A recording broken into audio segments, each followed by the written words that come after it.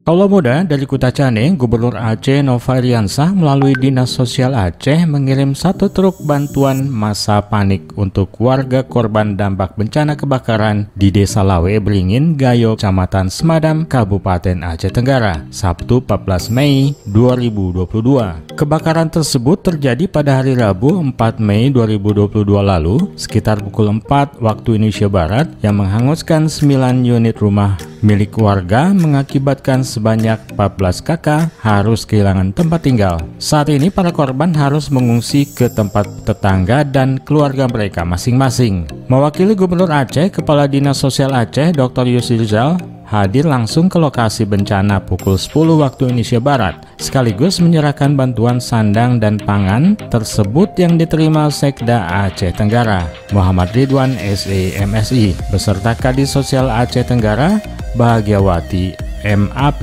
di halaman kantor Dinsos Aceh Tenggara dan lokasi pengungsian. Di sela-sela penyerahan, Yusri Rizal menyebutkan Gubernur atas nama pemerintah Aceh turut berduka yang mendalam atas musibah yang menimpa warga Lawe Beringin di Aceh Tenggara. Selain mengirimkan bantuan, Gubernur Nova Iriansah juga menitipkan salam kepada para korban agar tabah dan sabar menghadapi cobaan ini. Kadinsos Aceh ini juga mengungkapkan kehadirannya mengunjungi warga korban berdampak tidak lain adalah selain memberikan bantuan, Yusri Rizal hadir juga untuk menyemangati para warga terdampak bencana. Hal itu sudah menjadi tanggung jawab pemerintah Aceh melalui Dinas Sosial untuk membantu masyarakat yang terkena bencana.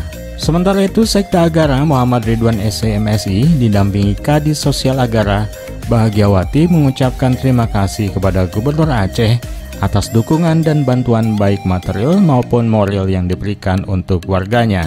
Ridwan berpesan agar bantuan yang telah diterima tersebut dapat segera disalurkan dalam masa-masa darurat demi mencukupi kebutuhan sehari-hari warga, terutama yang sedang mengungsi.